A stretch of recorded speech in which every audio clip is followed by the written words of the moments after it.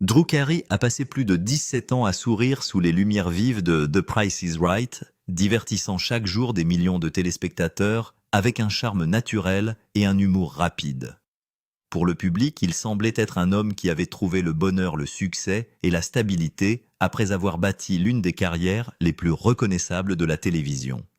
Mais début 2025, il a finalement parlé ouvertement des vérités qu'il avait passé des décennies à porter en silence. Derrière les rires se cachaient 2 tentatives de suicide, des blessures d'enfance qui n'ont jamais complètement guéri et des souvenirs douloureux qu'il avait enfouis si profondément que même certaines de ses personnes les plus proches n'en ont jamais compris tout le poids. Cette révélation a laissé de nombreuses personnes stupéfaites, car l'homme qui faisait rire le monde avait autrefois failli en disparaître complètement. Drew Carey est né le 23 mai 1958 à Cleveland, Ohio, loin du glamour et de la renommée qui définirait finalement sa vie. Il a grandi dans un quartier ouvrier modeste, où la vie était déjà difficile, mais tout est devenu encore plus difficile lorsque la tragédie a frappé très jeune. Alors que Drew n'avait que 8 ans, son père Louis Carey est décédé d'une tumeur au cerveau, laissant derrière lui une famille en deuil et un jeune garçon qui avait du mal à comprendre une perte qui semblait impossible à gérer. Des années plus tard, Drew a admis que bon nombre de ses souvenirs de son père étaient liés à la maladie et à la souffrance, ce qui rendait le deuil encore plus compliqué, car il restait si peu de souvenirs sains auxquels s'accrocher. La mort de son père a changé toute la direction de la vie de la famille. Sa mère s'est soudainement retrouvée à élever seule 3 garçons tout en portant l'énorme fardeau de maintenir la cohésion du foyer. L'argent était souvent serré. Le stress persistait constamment en arrière-plan, et il y avait peu de possibilités de soulagement. Alors que d'autres enfants semblaient traverser la vie avec un sentiment de sécurité, Drew se souviendra plus tard d'avoir ressenti une profonde tristesse l'envahir dès son plus jeune âge. Ce qui a commencé comme un chagrin d'enfance s'est lentement transformé en dépression, et cette obscurité restera avec lui pendant des années, le suivant tout au long de l'adolescence et jusqu'à l'âge adulte. Certaines des parties les plus douloureuses de son histoire sont restées cachées pendant des décennies. Dans ses mémoires « Dirty Jokes and Beer Stories of the Unrefined Drew », a révélé qu'il avait été agressé sexuellement par un membre de sa famille pendant son enfance. Le livre est devenu un best-seller, mais le succès commercial n'a jamais été l'élément le plus important de sa sortie. Ce qui comptait vraiment, c'était le fait qu'il parlait enfin publiquement des expériences qu'il avait vécues en silence pendant une grande partie de sa vie. La confession a révélé à quel point la douleur existait sous la surface des comédiens que le public croyait si bien connaître, et elle a contribué à expliquer des luttes qui étaient restées invisibles pendant des années. Lorsqu'il atteignit 18 ans, le poids émotionnel était devenu écrasant. Drew a tenté de se suicider pour la première fois alors qu'il était encore adolescent rongé par des sentiments de désespoir et d'isolement. Il a décrit plus tard sa colère parce que le bonheur semblait venir si naturellement aux autres alors qu'il se sentait piégé dans l'obscurité émotionnelle. La douleur n'a pas disparu après cette première tentative. Au début de la vingtaine, il réessaya, convaincu que son existence comptait bien moins qu'elle ne l'était en réalité. Avec le recul, il est difficile de concilier ces moments avec l'image de l'artiste confiant qui se tiendra plus tard devant des millions de téléspectateurs chaque jour. Mais ces expériences sont devenues une partie indéniable du fondement de sa vie. Pourtant, malgré tout ce qui menaçait de l'entraîner, l'histoire de Drew ne s'est pas terminée dans le désespoir. En 1980, à l'âge de 22 ans, il rejoint la réserve du corps des marines des États-Unis, une décision qui deviendra l'un des tournants les plus importants de sa vie. Il a servi jusqu'en 1986 et a obtenu le grade de sergent tout en travaillant comme opérateur radio de terrain au sein du 25e régiment de Marines dans l'Ohio. L'armée n'a pas effacé sa douleur, mais elle lui a fourni quelque chose dont il avait désespérément besoin depuis des années, une structure, une discipline et un but. Pour peut-être la première fois depuis la perte de son père, il se sentait connecté à quelque chose de plus grand que lui, et ce sens de l'orientation est devenu une bouée de sauvetage. Tout en servant et en reconstruisant sa vie, un autre chemin inattendu a lentement commencé à émerger. Drew a découvert que faire rire les gens lui donnait un sentiment de connexion qu'il avait eu du mal à trouver ailleurs. Il a commencé à écrire des blagues pour David Lawrence, personnalité de la radio de Cleveland, qui a reconnu son talent et l'a encouragé à continuer à le développer. Cet encouragement s'est avéré inestimable. Plutôt que de rechercher le succès du jour au lendemain, Drew s'est plongé dans l'apprentissage du métier, en étudiant la structure des blagues, en analysant les comédiens qu'il admirait et en renforçant progressivement la confiance dans sa propre voix. Les progrès étaient lents, mais ils étaient réels. Il a participé à un concours à micro ouvert à gagner et est finalement devenu maître de cérémonie au Cleveland Comedy Club en 1986. Sa carrière de comédien ne s'est pas construite par chance ou par découverte soudaine. Il s'est construit grâce à des années de persévérance, de petites victoires, des nuits décevantes et un raffinement constant. Chaque scène sur laquelle il marchait représentait un pas de plus loin de l'obscurité qu'il avait presque consumé des années plus tôt. Puis vint la percée qui changea tout. En 1991, Drew est apparu dans la 14e édition spéciale annuelle des jeunes comédiens de HBO, le présentant à un public national. Plus tard, la même année, il se produit dans The Tonight Show starring Johnny Carson, l'une des scènes les plus importantes qu'un comédien puisse espérer atteindre. Sa performance a tellement impressionné Carson qu'il a ensuite été invité à s'asseoir sur le célèbre canapé, un geste largement considéré comme l'un des plus grands soutiens de la comédie. Du jour au lendemain, l'industrie a commencé à le voir différemment. Il n'était plus simplement un autre stand-up luttant pour la reconnaissance. C'était une étoile montante. La dynamique s'est poursuivie à un rythme étonnant. Drew est également apparu dans Late Night avec David Letterman, renforçant ainsi sa réputation comme l'une des nouvelles voix les plus prometteuses de la comédie. Hollywood en a pris conscience et des opportunités qui semblaient autrefois impossibles sont soudainement devenues réalité. En 1994, il conclut un accord de développement avec Disney et décroche son premier grand rôle scénarisé à la télévision dans The Good Life. Bien que la série elle-même ait été de courte durée, elle a servi de pont important entre sa carrière de stand-up et les opportunités plus importantes qui l'attendait. Le chapitre suivant l'a transformé de comédien en icône de la télévision. En 1995, il s'associe à Bruce Helford pour créer The Drew Carey Show, une sitcom inspirée d'éléments de sa propre vie à Cleveland. La série a été créée sur ABC et a rapidement développé un public fidèle. Ce qui a rendu cet exploit encore plus impressionnant, c'est que Drew n'était pas simplement le visage de la série. Il a contribué à façonner sa direction créative, contribuant dans les coulisses tout en portant le poids d'en être la star. Son succès a démontré qu'il était bien plus qu'un artiste délivrant des punchlines. C'était un créateur capable de construire tout un monde télévisuel. Dans le même temps, ses talents s'étendaient au-delà du jeu d'acteur. Son spécial HBO Drew Carey Human Cartoon a montré non seulement ses capacités de comédien, mais également ses compétences d'écrivain et de producteur. Le fait de remporter le prix Cable AC de la meilleure écriture en 1994 a renforcé l'idée que son succès reposait sur un véritable talent créatif. Il a compris comment créer du matériel, comment façonner des histoires et comment se connecter avec le public à un niveau qui semblait authentique plutôt que fabriqué. Alors que The Drew Carey Show est devenu l'une des sitcoms télévisées les plus réussies, le profil de Drew a atteint un tout autre niveau. La série a duré 9 saisons et un nombre impressionnant de 233 épisodes, faisant de lui l'une des plus grandes stars d'ABC à la fin des années 1990. Les récompenses et les reconnaissances ont suivi. Il a gagné le respect de l'industrie, la fidélité du public et l'admiration généralisée. Au moment où il a remporté le prix du public pour l'interprète masculin préféré de la télévision, en 2000, il était clair que les téléspectateurs ressentaient un véritable lien avec lui. Il n'est plus simplement un comédien ayant survécu à des circonstances difficiles. Il était devenu l'une des personnalités les plus appréciées de la télévision. Fait remarquable, il construisait en même temps une deuxième carrière réussie, tout en jouant dans une sitcom à succès. Drew est également devenu le visage de Whose Line Is It Anywhere, hébergeant et produisant la version américaine du phénomène de la comédie d'improvisation.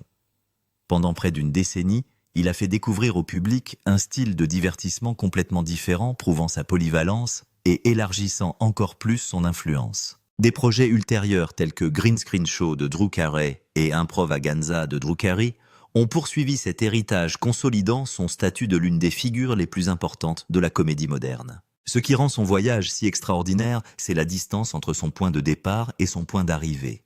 Il s'agissait d'un homme qui a perdu son père, alors qu'il était enfant, a enduré un traumatisme dont il n'a pas pu parler pendant des années, a lutté contre une grave dépression, a tenté de se suicider à 2 reprises et a été expulsé de la Kent State University à 2 reprises en raison de mauvais résultats scolaires.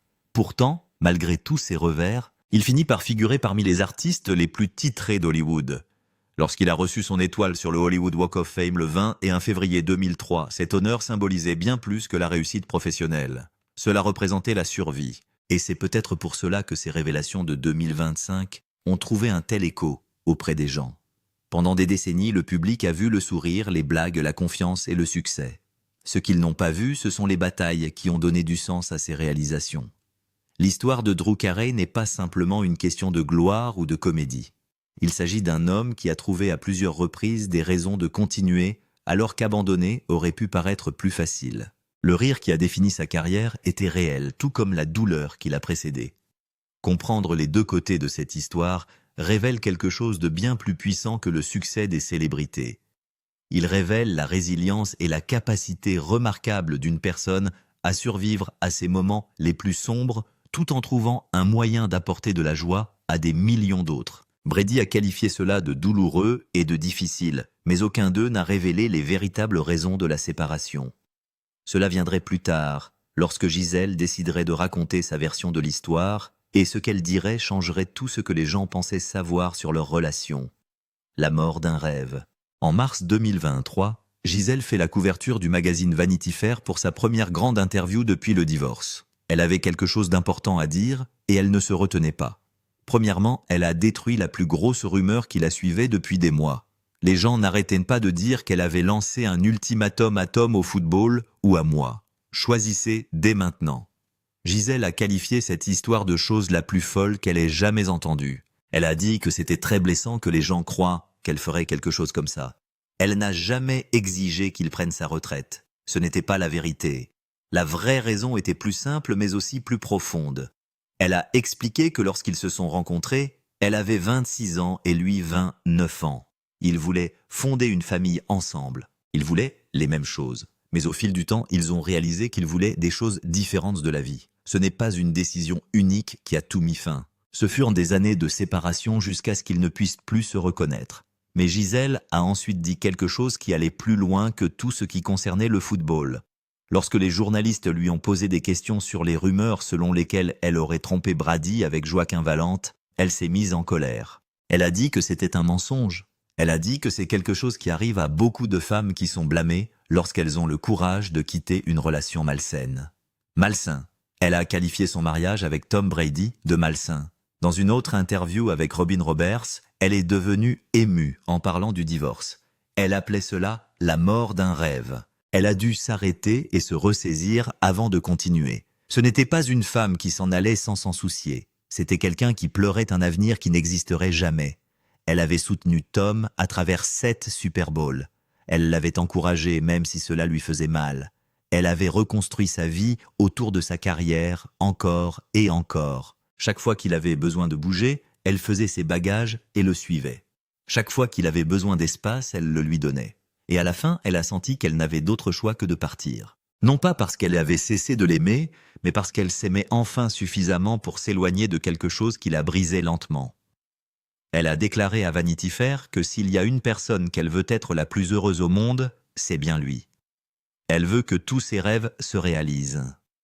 Même après tout, elle lui souhaite toujours bonne chance. Cela vous dit tout sur qui est Gisèle en tant que personne.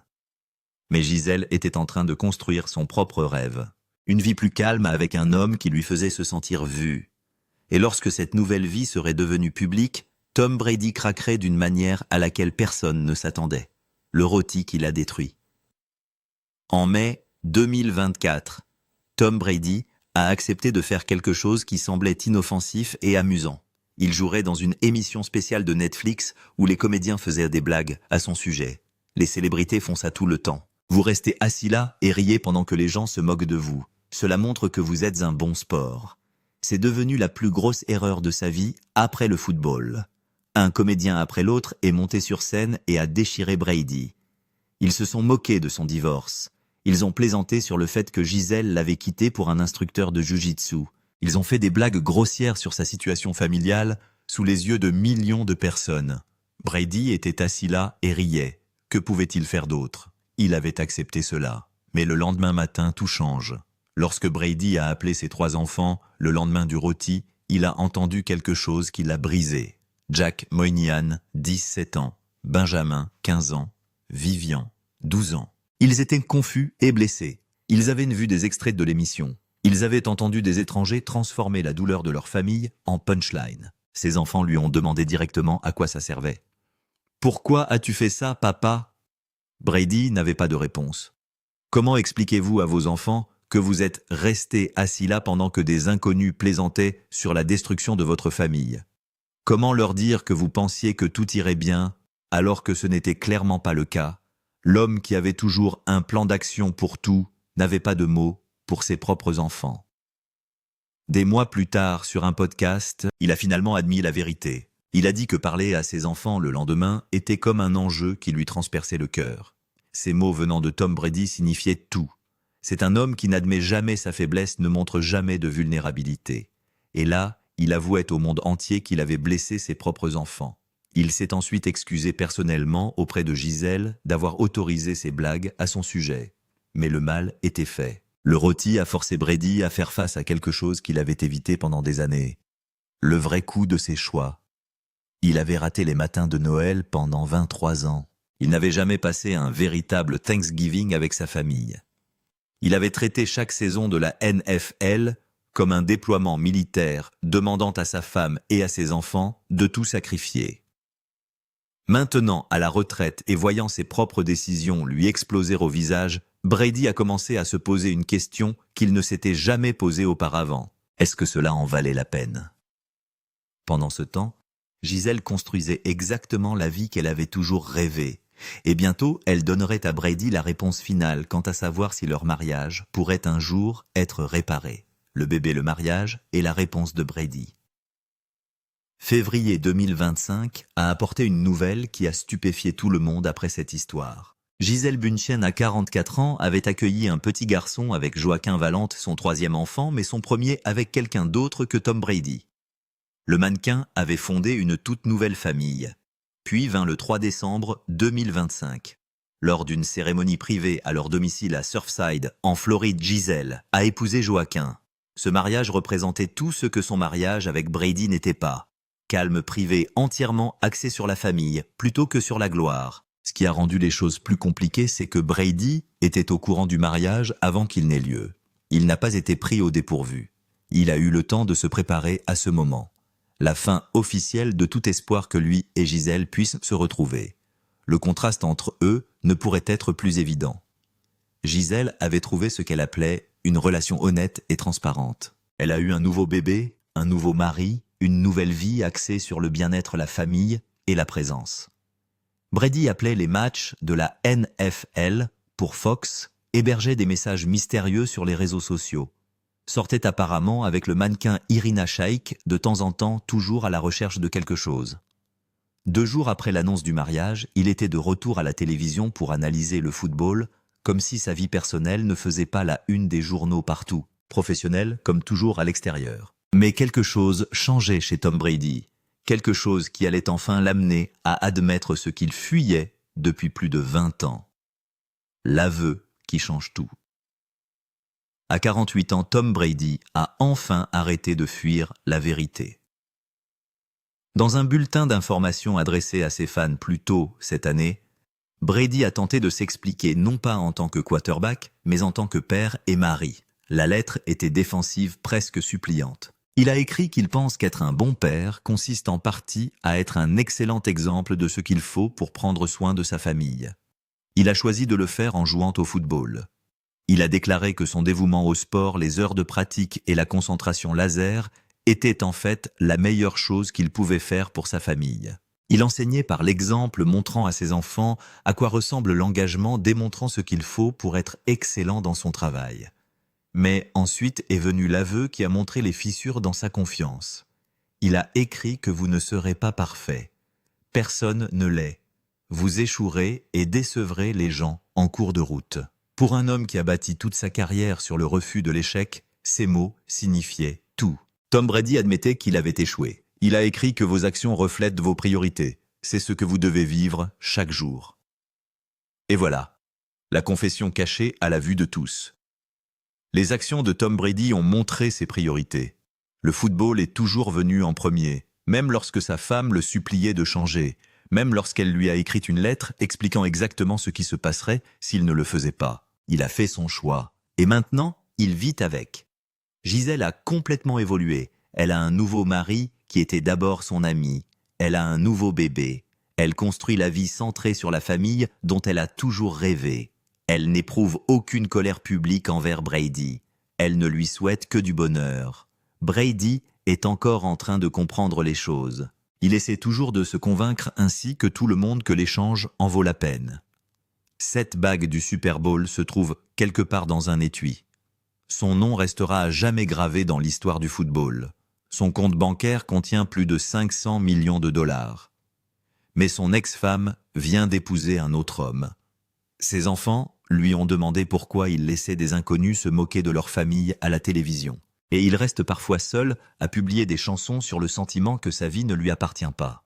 Le plus grand vainqueur de l'histoire de la NFL est confronté à la seule défaite dont il ne pourra jamais se remettre. Tom Brady a choisi le football. Il a choisi les championnats, la renommée et la gloire. Il a choisi de rater chaque Noël pendant 23 ans. Il a choisi de ne pas prendre sa retraite après 40 jours, même si sa femme a finalement cru qu'il la choisissait. Il pensait qu'il pouvait tout avoir. La plus grande carrière de l'histoire de la NFL et la famille parfaite qui attend à la maison. Mais la vie ne fonctionne pas ainsi. Quelque chose doit céder. Et finalement, c'est son mariage qui s'est brisé. Maintenant, il regarde Gisèle construire une belle nouvelle vie pendant qu'il cherche quelque chose pour remplir l'espace vide. Elle se réveille à côté d'un homme qui la met en premier. Elle a un nouveau bébé à aimer. Elle a la paix qu'elle recherchait depuis toujours. Et Tom Brady a ses souvenirs, ses trophées, ses records qui ne seront peut-être jamais battus. Certaines victoires ont un prix que vous ne comprenez que des années plus tard. Tom Brady comprend maintenant. Il voit clairement ce qu'il ne pouvait pas voir lorsqu'il courait après un championnat de plus, une saison parfaite, de plus, une chance de plus de prouver qu'il était le meilleur. Il l'a prouvé. Personne ne remettra jamais en question son héritage sur le terrain de football. Que pensez-vous des aveux de Brady? Partagez vos réflexions dans les commentaires et n'oubliez pas d'aimer et de vous abonner.